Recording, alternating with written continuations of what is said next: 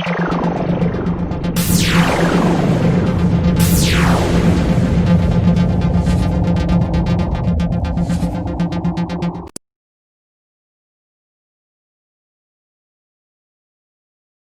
दोस्तों, MIT career संवाद में आपका स्वागत है। करियर संवाद एक पहल है department of biotechnology, Meerut institute of engineering and technology की तरफ से जीव विज्ञान यानी कि लाइफ साइंस के छात्रों के लिए।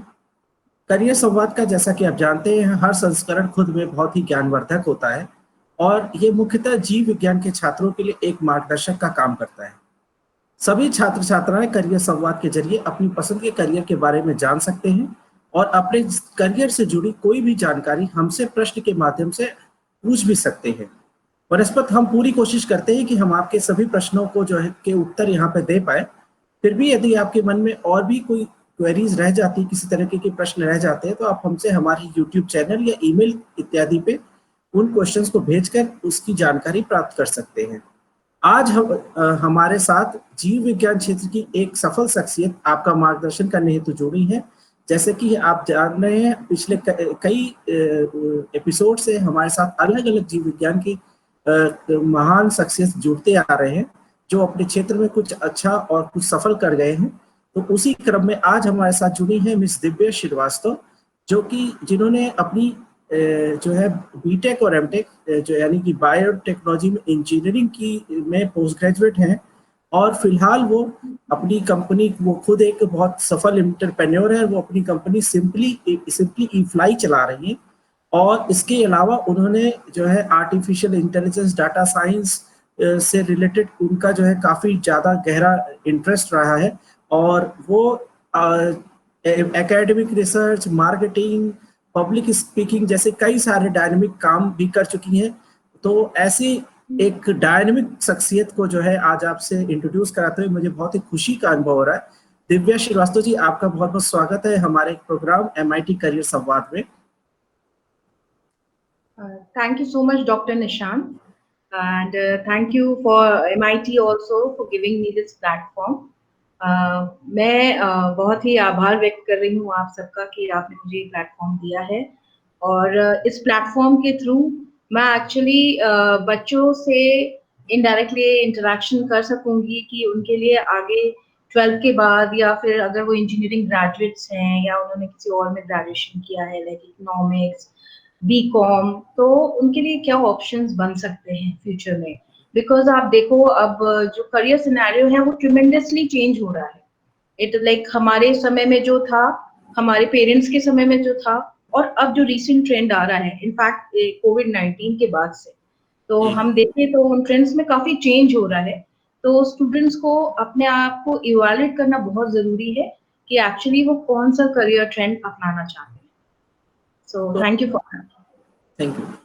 तो दिव्या जी, मुझे ये बताएं कि सिंपली ई फ्लाई के बारे में पहले कुछ बताएं, क्योंकि आप एक एंटरप्रेन्योर है, बायोटेक एंटरप्रेन्योर है। तो सिंपली ई फ्लाई के बारे में कुछ बताएं और ये किस तरीके से आप यहाँ तक पहुंची, क्या आपकी जर्नी रही सिंपली ई फ्लाई तक की। निशान, जैसे कि हर बच्चे की एक जर्नी होती है, मेरी भी कुछ डिफरेंट नहीं थी। और मेरे ख्याल से कोई भी स्टूडेंट होता है उसकी लाइफ में अलग अलग चैलेंजेस होते हैं। मे बी वो चैलेंजेस अलग होंगे, लेकिन चैलेंजेस जरूर फेस करता है एक student. May be family environment, may be जहाँ पे उसने अपना करियर चूज किया वहां पे उसे वो चीजें नहीं मिल रही हैं जो वो चाह रहा है। तो मुझे स्वामी विवेकानंद जी की एक जो कोट है वो मुझे बहुत अच्छा लगता है कि follow your heart, don't, when you are confused, your mind says something and your heart says something, तो आपको हमेशा अपने हृदय को फॉलो करना है। तो मेरा शुरू से यही फंडा रहा, उसका रिजल्ट चाहे कुछ भी रहा हो, like I was always ready कि रिजल्ट कुछ भी हो, लेकिन मेरा दिल ये कहता है कि हाँ मैं इसमें अच्छा कर सकती हूँ, तो मुझे वही करना चाहिए। तो उस तरीके से मैंने भी काफी फाइट किया। लाइक आफ्टर 10th के बाद ही I was very curious for biotechnology, but let me tell you, I was not the topper. मेरी फ्रेंड सारे टॉपर थी और I was not very inclined towards studies, जैसे कि थोड़ा सा एक पढ़ाकू बच्चा होना चाहिए, वो मैं नहीं थी।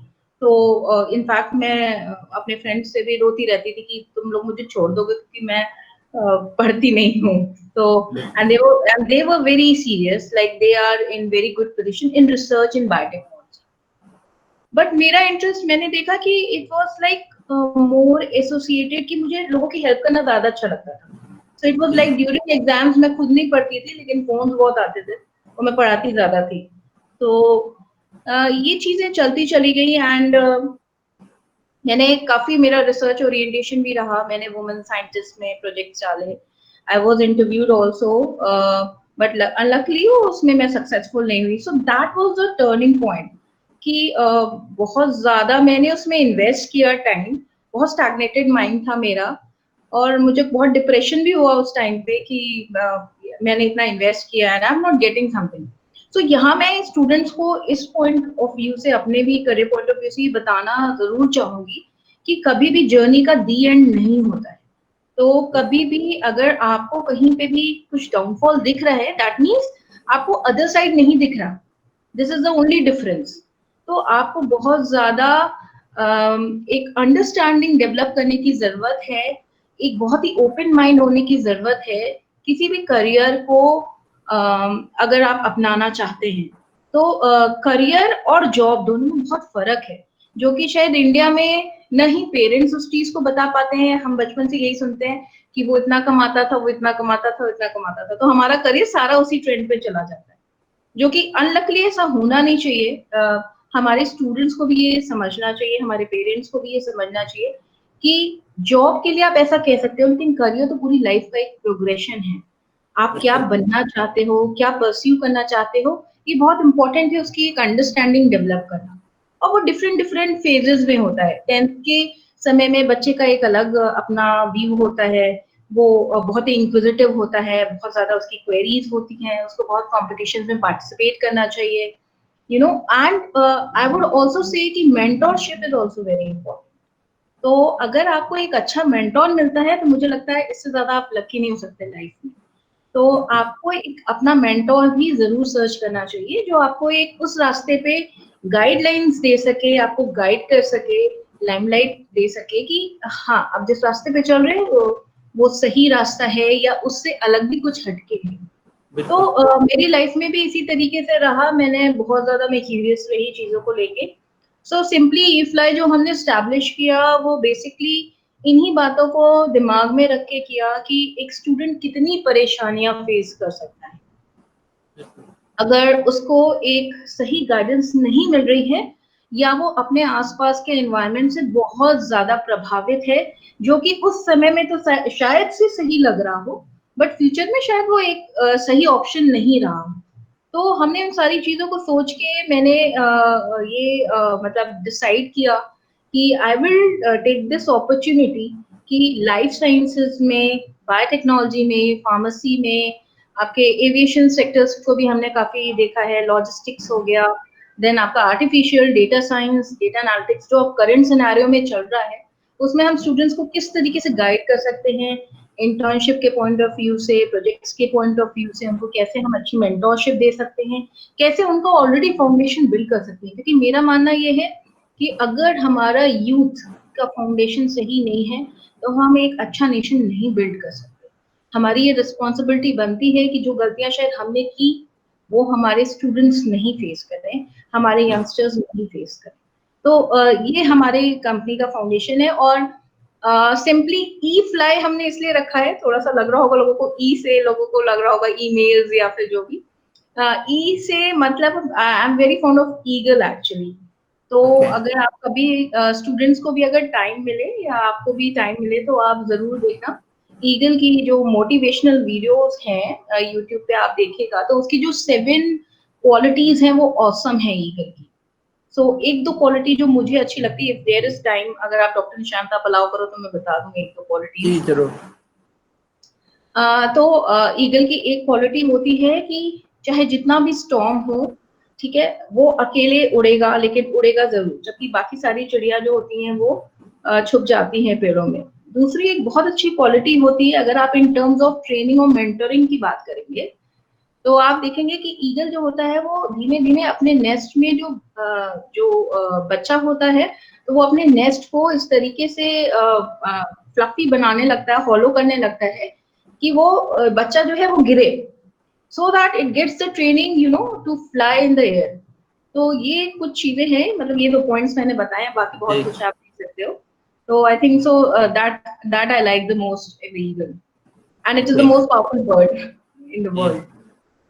तो जैसा आपने अभी कहा कि जो है बहुत सारी चीजें होती हैं और हम लोग भी देखते चले आ रहे हैं कि हमारा जो भारत का स्पेशली हमारे समाज का जो सामाजिक परिवेश है उसमें बच्चों को माँ बाप का भी बहुत सारा प्रेशर होता है और उनके रिश्तेदारों का भी कई बार बहुत तरह का प्रेशर होता है और उनसे बहुत ज्यादा अपने बच्चों से बहुत एक्सपेक्टेशन होती है माँ बाप की।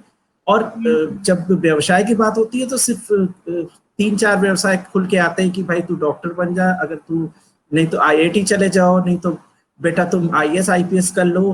तो इसके बाद आजकल थोड़ा लोग अब एमबीए के बारे में भी बात करने लगे। चीजें सिनेरियो बदल रहा है धीरे धीरे, मगर अभी भी जो है बड़े शहरों के में शायद थोड़ा बदला है, लेकिन छोटे शहरों में आज भी लोग जो है इस ही ऐसी मानसिकता से घिरे हुए हैं। तो ऐसे में जो है बच्चे भी बहुत दबाव में रहते हैं, बहुत परेशान रहते हैं। तो ऐसे में आप उन बच्चों को क्या सलाह देंगे? डॉक्टर निशांत, मेरा मानना ये है कि पहला पॉइंट जो मैंने बनाया था कि फॉलो योर हार्ट, मतलब आप अपने दिल की सुने। जब आप अपने दिल की सुनने लगते हैं तो आप अपने दिल की भी तभी सुनेंगे जब आप कॉन्फिडेंट होते हैं। तो ये तो एक सिनेरियो है जहाँ पेरेंट्स की भी काउंसलिंग बहुत इंपॉर्टेंट है।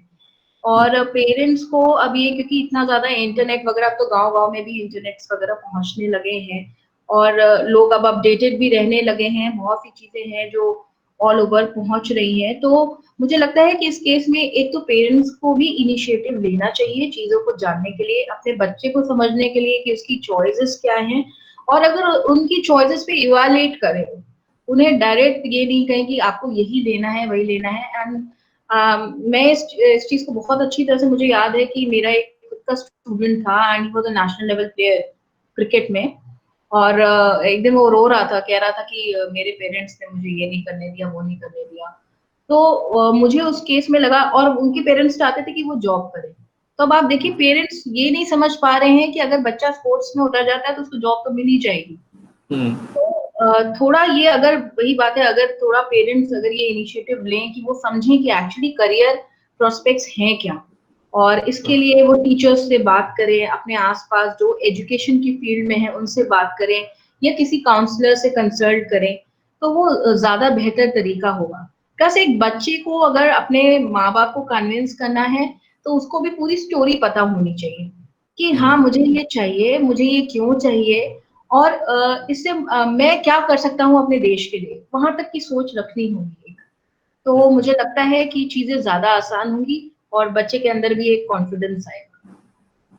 माँ बाप को अगर जो भी माँ बाप आज माता पिता हमारे इस प्रोग्राम को देख रहे हैं उनसे भी यही रिक्वेस्ट है कि वो अपने बच्चे को समझे, उसकी जो इंटरेस्ट है उसको आइडेंटिफाई करें, ताकि वो एक सही रास्ते पे चल सके। जरूरी नहीं है कि हर कोई डॉक्टर या इंजीनियर बने, उसके अलावा भी बहुत सारे ऑप्शन है और उन क्षेत्रों में बहुत सारे लोगों की जरूरत है। और थोड़ी नहीं, काफी जरूरत है, क्योंकि उन क्षेत्रों में लोगों की कमी है और उससे ही देश आगे बढ़ता है। दिव्या जी, मैं आपसे ये एक जो मेरा अगला प्रश्न है कि हिंदुस्तान के समाज में बेसिकली अगर हम, क्योंकि अभी हम भारत में हैं और भारत के परिप्रेक्ष्य में ही बात करें, भारतीय छात्रों के परिप्रेक्ष्य में, हमारे यहाँ आर&डी जो है सबसे नीचे आता है। जब भी आप बात कीजिए रिसर्च रिसर्च में कैरियर की या एकेडमिक्स की कैरियर की, तो वो सबसे निचले स्तर पे देखा जाता है। जबकि जो है और ये ट्रेंड पिछले कुछ सालों से और बढ़ता चला जा रहा है कि लोग जो है ज्यादा उन क्षेत्रों की तरफ जाते हैं जिनमें पैसा ज्यादा है, रुपया ज्यादा मिलता है। तो क्या ऐसा है कि हमारे क्षेत्र में रुपया कम है, या संभावनाएं कम है, या फिर जो है लोगों का जो है तुरंत पैसा कमाने की इच्छा ज्यादा हो गई इसलिए वो ऐसा कर रहे हैं? देखिए डॉक्टर निशांत, हम इस चीज से तो बिल्कुल नहीं मुकर सकते कि पैसा तो एक प्राइमरी नीड है लोगों की आज बिल्कुल। के, इतना इतना मटेरियलिस्टिक वर्ल्ड है कि जरूरत है। बट उस जरूरत को एक इंडिविजुअल कैसे डिफाइन करता है, ये सोचने की आवश्यकता है कि आपको पैसा चाहिए किस लिए। आपको पैसा इसलिए चाहिए कि आप अपने नेशन को स्ट्रांग बनाना चाहते हैं, या सिर्फ इसलिए कि आपको 10 मर्सिडीज अपने घर पे खड़ा रखनी है। तो वो एक सोच का डिफरेंस आ जाता है।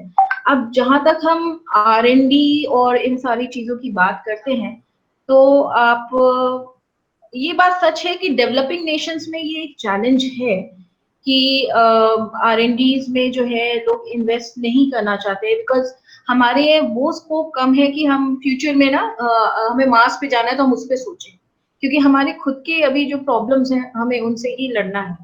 तो इसके लिए एक बहुत ही छोटा सा सोल्यूशन जो मुझे नजर आता है कि जब भी हम अपने स्टूडेंट्स को पढ़ाएं, सब्जेक्ट्स भी हम अगर पढ़ाते हैं, तो हमेशा हम उनसे ये कहें कि आउट ऑफ द बॉक्स सोचें, आउट ऑफ द बुक्स भी सोचें। उनको इतना ज्यादा करिकुलम में नहीं बांध देना चाहिए कि उनकी सोच इतनी रेस्ट्रिक्टेड हो जाए कि उनको रात में सिर्फ डीएनए और आरएनए के ही सपने आ रहे हैं, और वो ये नहीं समझ पाए कि डीएनए और आरएनए दोनों सोचने से अच्छा है कि सिर्फ डीएनए पे कैंची कैसे चलानी, ये आनी चाहिए। तो दैट इज वेरी इंपॉर्टेंट कि इस यहाँ पे एक टीचर का रोल बहुत इंपॉर्टेंट है। एक टीचर एक लाइफ चेंजिंग मेंटोर हो सकता है किसी भी स्टूडेंट के लिए, और मुझे लगता है कि हर एक टीचर को ये एक रिस्पॉन्सिबिलिटी निभानी चाहिए कि एटलीस्ट जो एक टीचर में इवैल्यूएशन की कैपेसिटी होती है कि वो अपने स्टूडेंट को पहचान लेता है। अगर उसके पास 10, 15 या 20 स्टूडेंट हैं, तो वो ये जान जाता है कि ये बच्चा हमारे देश का भविष्य हो सकता है, या ये बच्चा दौड़ेगा इस फील्ड में। तो मुझे लगता है उसको पर्सनली भी आपको मेंटर करना चाहिए। पैसे देखना एक अलग बात है, बट साथ में पैसे की कमाने के साथ साथ भी आप ये काम कर सकते हैं। तो अगर आप किसी को सलाह इस तरीके की दे सकते हैं, तो मुझे नहीं लगता कि इसमें कोई इतना सोचने की बात है। बाकी ऐसा नहीं है, अगर स्टार्टअप्स वगैरह आजकल तो गवर्नमेंट से भी फंडिंग कर रही है, आपको पोर्टल्स इजीली एक्सेसिबल है, इतना कुछ डिजिटाइजेशन हो चुका है कि ऐसा नहीं है कि आपकी क्वेरी सॉल्व करने वाले लोग नहीं मिलेंगे आपको। सो आप स्टार्टअप्स भी कर सकते हैं, बट वो स्टार्टअप्स आएगा कैसे? आपको तो पहले एक प्रॉब्लम आइडेंटिफाई करनी है। तो स्टूडेंट्स को ये समझना चाहिए कि प्रॉब्लम बहुत बड़ी नहीं देखनी है कहीं। हो सकता है प्रॉब्लम एक बहुत छोटी सी है, कि जैसे आज की डेट में कोई छींक रहा है, हर कोई डर जाता है उसे छींकते हुए देख के। तो अगर एक बायोटेक्नोलॉजिस्ट सोच ले कि यार कैसा मास्क हम बना दें, या किस तरीके की चीजें हम उसमें इवॉल्व कर दें मास्क में ही, कि कई परेशानियां जो है, क्योंकि लॉन्गर टाइम में आप मास्क लगाओगे, अगर आप एक ये प्रॉब्लम देखो कि लॉन्गर टाइम में मास्क लगाओगे तो आपको लंग्स की बीमारी जरूर हो जाएगी, आप शायद कोविड से तो बच जाओगे। तो ये छोटी छोटी प्रॉब्लम्स हैं जिनको आइडेंटिफाई करके छोटे छोटे बच्चे काम कर सकते हैं। और मैं आपको बताऊं, अब जिस तरफ हमारा एरा जा रहा है आर्टिफिशियल इंटेलिजेंस डेटा साइंस की तरफ, बहुत छोटी छोटी प्रॉब्लम्स लोगों ने पिक की हैं। अब आप देखिए सोशल डिस्टेंसिंग की अगर हम बात करें, तो आज की डेट में कुछ ऐसे एल्गोरिथम्स बनाए जा रहे हैं जहाँ पे आप सोशल डिस्टेंसिंग मेजर कर सकते हैं। तो वो एक फियर कि भाई एक लाठी लेके एक पुलिस वाला खड़ा है हर वक्त, कि नहीं भैया थोड़ा अलग हटो, वो सिनेरियो जा रहा है। तो ये थोड़ा आउट ऑफ द बॉक्स सोचना है। तो ये टीचर को बताना पड़ेगा कि बायोटेक्नोलॉजी मतलब ये नहीं कि सिर्फ डीएनए और आरएनए में आप बिल्कुल चले गए, आपको थोड़ा सा फील्ड के इधर उधर देखना है, क्योंकि आजकल सारे फील्ड्स का असमंजस है, मतलब जिसको आप बोलेंगे एमालगेशन है। तो वो चीजें थोड़ा सा स्टूडेंट्स को बताने की जरूरत है, और वो मुझे लगता है एक टीचर ही कर सकता है। लक्ष्य को तो देखना जरूरी है, अपने लक्ष्य की तरफ जरूर ध्यान दें, लेकिन ऐसा ना हो कि अगल बगल जो है आपका ध्यान, आपको इस समय हर तरफ अपना ध्यान देना है, अगल बगल भी ध्यान रखना है और अपने लक्ष्य को भी साधना है। तो आपको जो है आंखें और अपना दिमाग सब कुछ खुला रखना होगा। दिव्या जी, जैसे एंटरप्रेन्योर, क्योंकि आप खुद एक एंटरप्रेन्योर हैं, बायोटेक्नोलॉजी के छात्रों के लिए आपको कितनी संभावनाएं दिखती हैं एज ए एंटरप्रेन्योर और एज ए स्टार्टअप?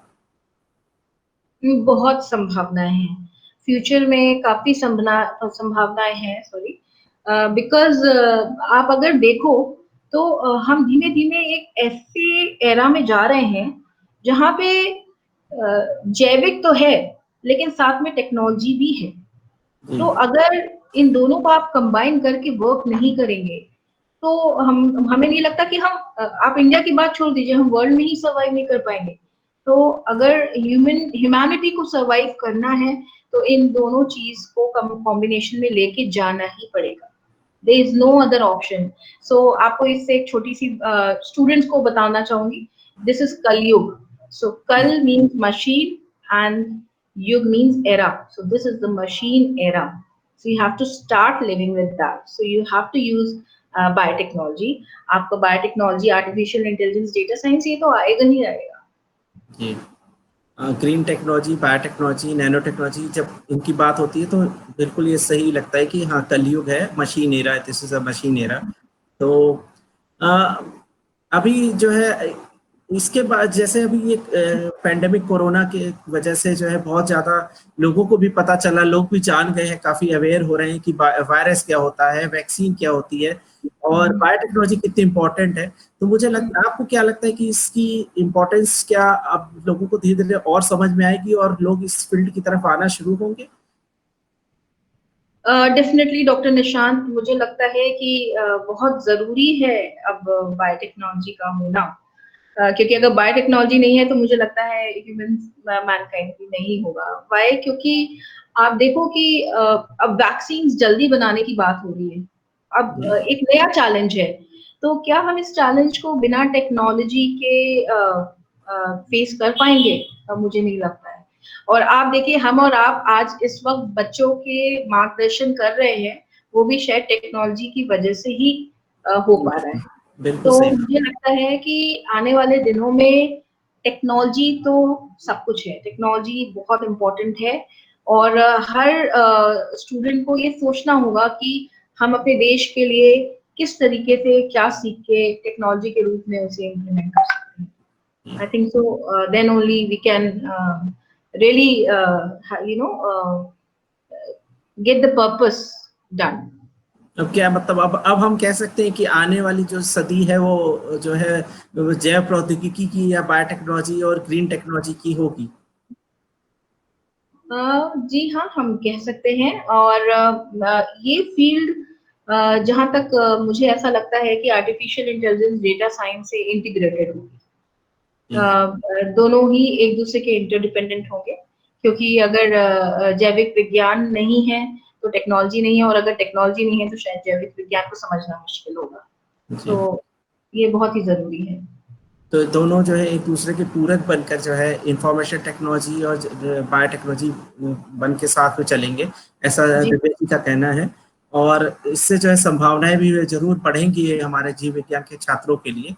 आप जो है किस तरीके से, अगर कोई जो है चाहता है कि वो आपके जैसे किसी अपने आप को स्थापित कर पाए एक सफल कैरियर के रूप में, सफल प्रोफेशनल के रूप में, तो उसके लिए आप क्या सुझाव देंगे? मुझे ऐसा लगता है कि सफलता पीछे चलती है अगर आप एक कदम बढ़ा लो। तो वो एक कदम बहुत महत्वपूर्ण है। और वो एक कदम आप तभी ले सकते हो जब आपके अंदर वो कॉन्फिडेंस आए। और उस जी। कॉन्फिडेंस के लिए आपको पीछे बहुत हार्ड वर्क करना होगा और बहुत से चैलेंजेस फेस करने होंगे। तो जब आप उसके लिए तैयार हो जाते हो, आप डर को मिटा देते हो, तो मेरे ख्याल से ये चीज बहुत आसान हो जाती है। फिर मुझे नहीं लगता कि सक्सेस कोई डेफिनेशन नहीं है। मुझे मतलब मेरे हिसाब से सक्सेस कोई भी डेफिनेशन नहीं है। Every day you are successful. अगर आप इस कंडीशन में भी सांस ले रहे हो तो आप सक्सेसफुल हो। तो मुझे लगता है कि हार्ड वर्क आपको पे करेगा, अच्छी सोच के साथ राइट डायरेक्शन में एफर्ट्स करने की जरूरत होती है। मानव जीवन या एक जीव का जीवन जो है वो तो हमेशा से संघर्ष से ही रहता है, जन्म से लेके और मरने तक हमेशा संघर्ष ही रहता है। तो संघर्ष से आप नहीं बच सकते, संघर्ष को अपना साथी बनाइए, सफलता आपके कदम चूमेगी। जी। अ, अंत में हम अपने प्रोग्राम के अंत में पहुंच रहे हैं।